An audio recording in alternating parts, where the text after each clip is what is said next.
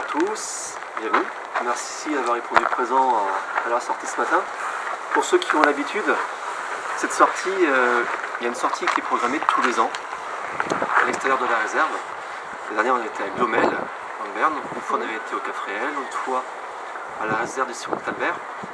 Et cette sortie, réalisée une fois par an, est dédiée notamment pour les bénévoles de la réserve qui œuvrent tout au long de l'année, soit aux actions de nettoyage de plage, soit aux actions de comptage, à l'évaluation du gisement de coques.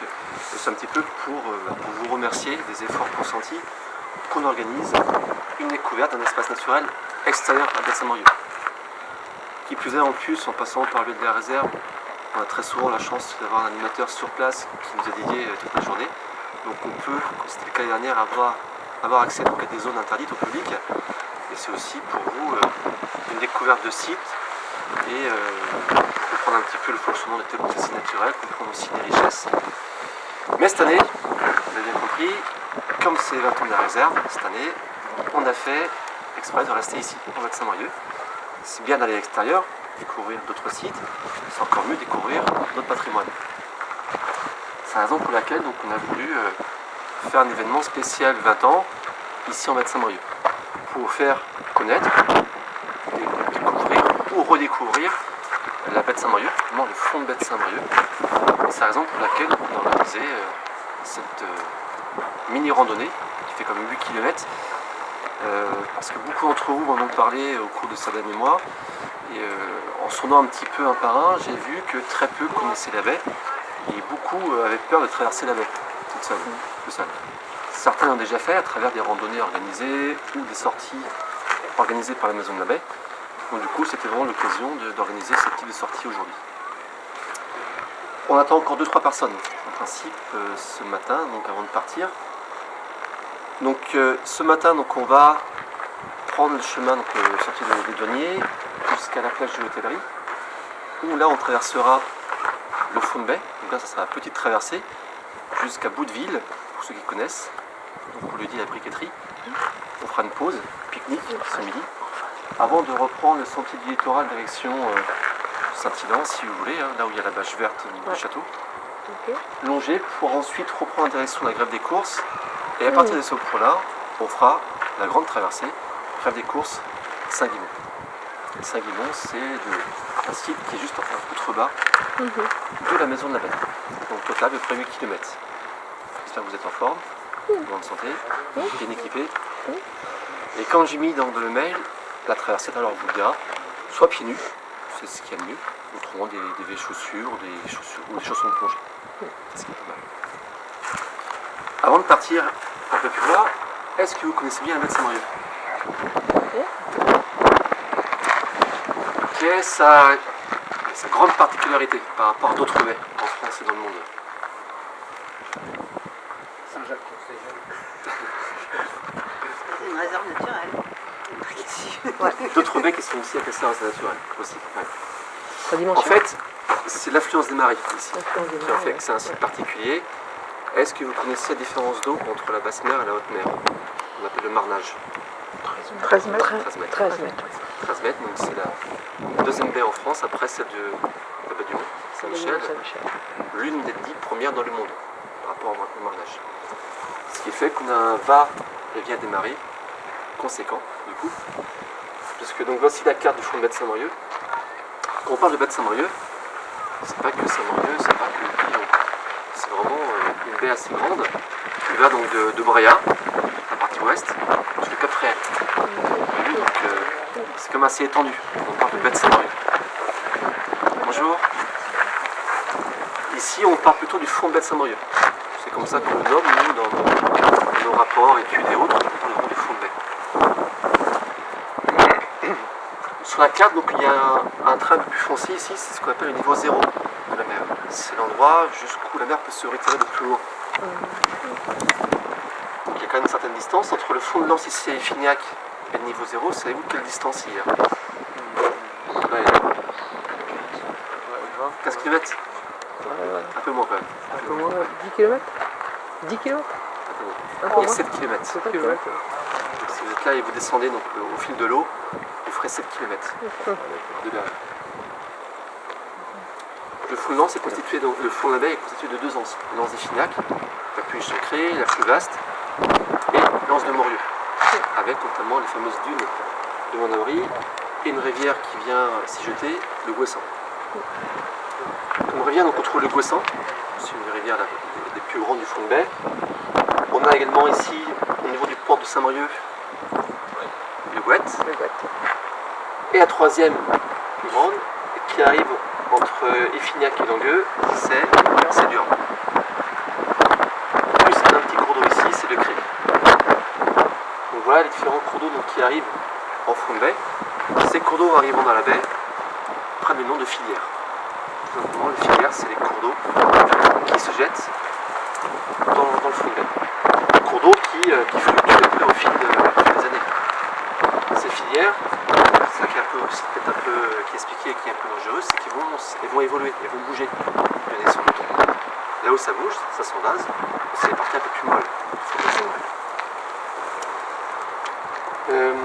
Donc les deux anses qui couvrent ici, vous avez donc la limite de la réserve naturelle.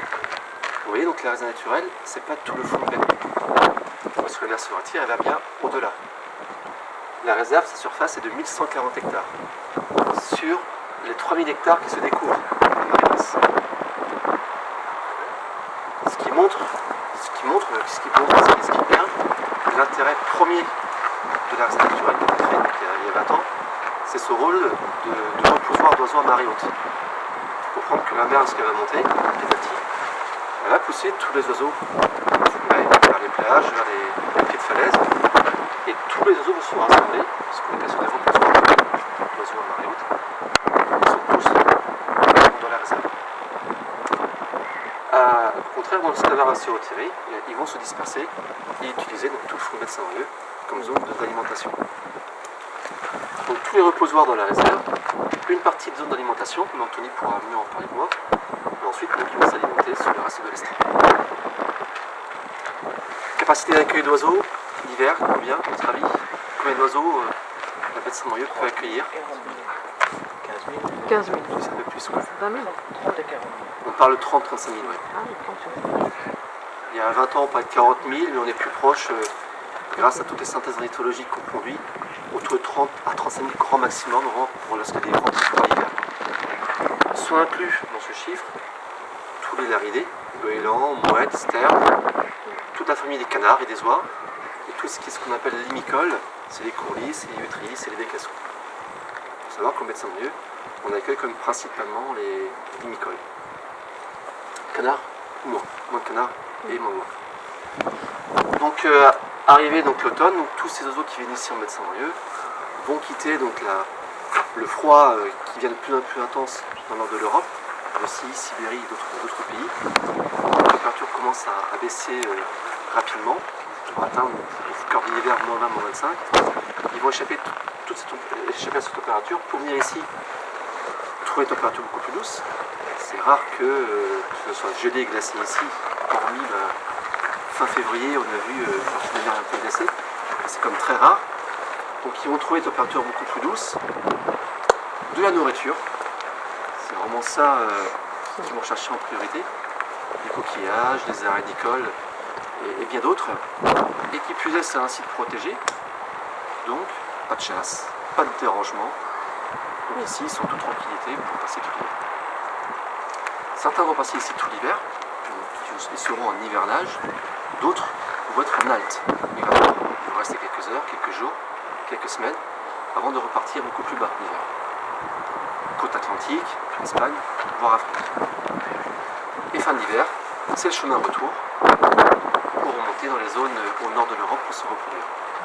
Voilà un petit peu le cycle en baie de Saint-Morieux. En sachant également, on en parle beaucoup moins, mais ce site de baie de Saint-Morieux est aussi une zone très intéressante pour des actes migratoires, mais au printemps et l'été. On peut voir des oiseaux qu'on n'a pas l'habitude de voir, des busards, des spatules et bien d'autres, qui se servent de ce site en tant que zone de transit entre leur zone d'hivernage et leur zone de reproduction. Donc, tout au long de l'année, voilà, il y a des espèces qui se chevauchent. Bien sûr, l'été, vous verrez beaucoup moins d'oiseaux ici. Le mois le plus creux, c'est le mois de juin. Donc en termes d'effectifs d'oiseaux en baie de Saint-Brieuc. Et c'est ce facteur-là, c'est cet élément-là qui a vraiment déclenché la création de la réserve il y a 20 ans. Depuis, il y a d'autres intérêts, tels que les prés salés, tels que les dunes, le fonctionnement au sens large de la baie de Saint-Brieuc, mais c'est vraiment les oiseaux migrateurs qui ont fait qu'il y a eu une sensibilisation à l'époque et puis il y a eu un classement en réserve naturelle. Est-ce que vous avez des questions? Vous êtes à me couper, si vous ne prenez pas tout, ou si vous avez des questions. Donc le statut de réserve naturelle, c'est le statut le plus fort en France pour protéger la faune et la flore. Aujourd'hui, il y a 170 réserves naturelles nationales créées par un décret ministériel et à peu près autant de réserves naturelles régionales qui sont créées par une délibération du conseil régional. Plus, il y a les réserves naturelles de Corse. C'est le troisième statut de réserve en France. Donc c'est ce que met en place le législateur, ce qui veut protéger les milieux, des espèces, de plantes ou d'animaux. Donc c'est un outil réglementaire assez fort. À côté de cela, il y a d'autres outils, pas forcément tous réglementaires, parce que tu entends parler de Natura 2000, de parcs naturels régionaux, de biotopes, etc. Mais aussi d'autres statuts. C'est pour mettre en place des outils de protection ou de contractuels pour arriver à préserver telle ou telle espèce. Le complément? Non. Donc là, vous avez au complet l'équipe de la réserve. On est 3 à travailler la réserve. La réserve, elle est co-gérée par 2 structures, par Vivre de Nature, donc l'association qui était à l'origine de la création de la réserve bien avant 1998, et Saint-Brieuc Armor Agglomération. Donc ces 2 structures embauchent 3 pour les 3 missions que met une réserve: protéger, gérer et faire découvrir. Protéger, c'est faire respecter la réglementation qui est en place. Si on veut parvenir donc à protéger les espèces qui sont présentes ici, il a fallu mettre en place une réglementation, par exemple la chasse interdite ou certaines activités sportives qui ne pouvaient pas se permettre car elles venaient en incompatibilité avec les conventions migrateurs. On veille donc au respect de cette réglementation, la mise en place de panneaux, de balisage, en partie. Toute la partie gestion, plutôt portée donc, par Anthony, qui est chargé de mission scientifique et employé de Vivre Nature. Tout ce qui est suivi inventaire au sein de la zone. Pour derrière donc déclencher éventuellement des travaux, protection, travaux de gestion. Et enfin, troisième partie, faire découvrir, on en fait un petit peu, un peu plus cette année dans le cadre des 20 ans. Mais c'est une mission surtout qui est déployée par la Maison Navet, qui est derrière vous. Ils sont 5 salariés, donc structure aussi appartenant à Saint-Brieuc Armor Agglomération. C'est vraiment la vitrine donc, de la réserve, et c'est eux qui organisent des randonnées, les sorties découvertes et autres. C'est la raison pour laquelle nous, on en fait très peu. La Maison Navet était déjà existante avant la création de la réserve. Donc voilà comment un peu ça fonctionne. Et puis régulièrement des stagiaires comme Sarah et Célestine qui sont en stage chez nous à la réserve Stamy. Donc on apprend régulièrement selon les thématiques à travailler. Bon, je pense que le petit quart d'heure de retard est fini. On va pouvoir descendre tranquillement. Donc il y a 2 personnes qui ne sont pas... Voilà. 2, 4, 6, 8, 10, 12, 13, 17, 18. Ok. Dans l'eau.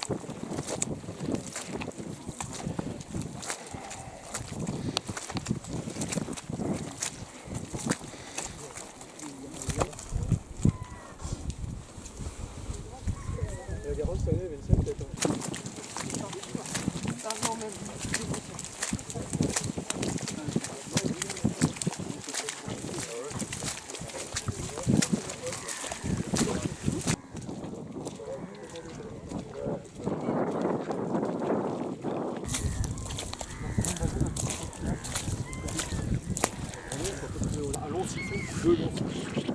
Et contrairement au col qui est filtré rentrer dans l'eau, lui il va plutôt ramasser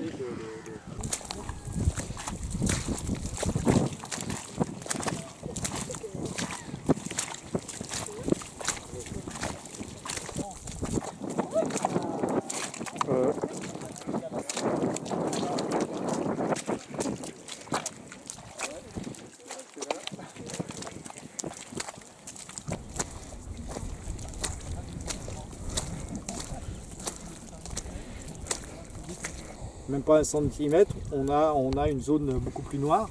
Et on verra tout à l'heure sur le sable moins vaseux que cette zone marron, enfin cette zone grise, noire, enfin sombre, est plus basse. Simplement, c'est que ici le sédiment est très compact et en fait on a des zones où il n'y a pas d'oxygène. Donc dans toute cette partie-là, on appelle ça une zone anoxique, hein, c'est-à-dire sans oxygène. Et donc c'est pour ça que le sédiment est noir. Et la partie où il y a de l'oxygène, de l'air, quoi, est très faible parce que évidemment le sédiment est compact et que les animaux sont plutôt dans les premières. Alors là on est vraiment sur un truc très. On aurait été dans la zone avec les scrobiculaires, la zone est un peu plus profonde parce que les éléments du benthos, hein, des vers ou des choses comme ça, vont avoir un rôle d'oxygénation de cette zone-là, quoi. Donc on a toujours une zone anoxique dans le sédiment où l'oxygène ne descend pas, quoi. Donc là elle est très faible, c'est pour ça qu'elle est noire, quoi. En particulier ici. Et on voit des fois quand il y a des tubes de verre, on voit l'oxygène qui suivent, qui est oxygéné. Oxygéné, oui. Il reprend depuis lundi, c'est bon. Ouais, j'ai du mal ce matin. Je suis encore en vacances. Là.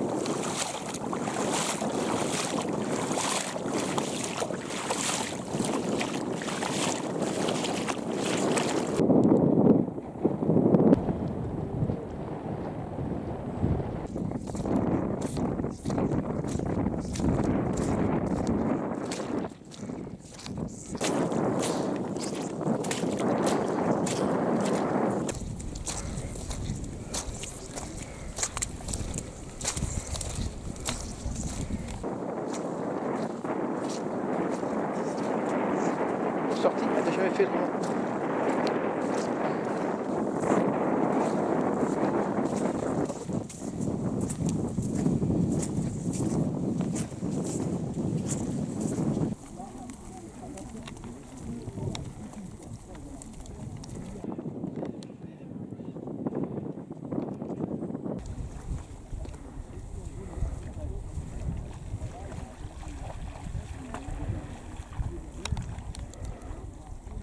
Là, on monte un petit peu, on prend un peu de hauteur.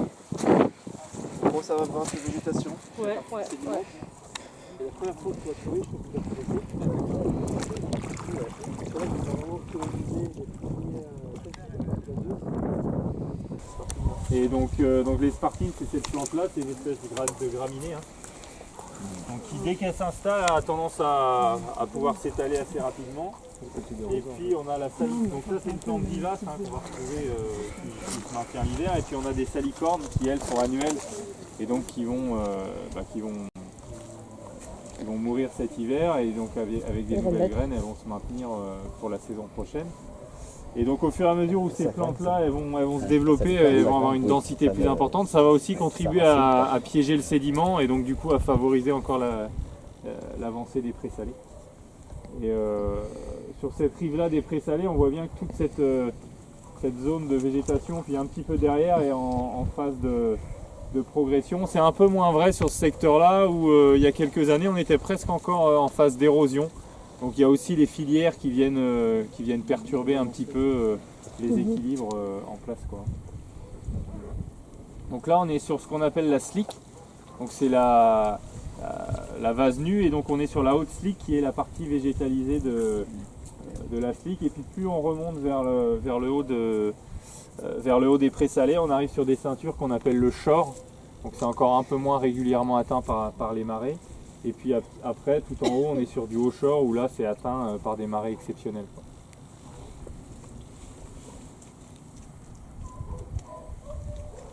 Et après, on va tomber sur l'espèce dont parlait Cédric tout à l'heure, l'obione, là, qui est assez fragile au piétinement.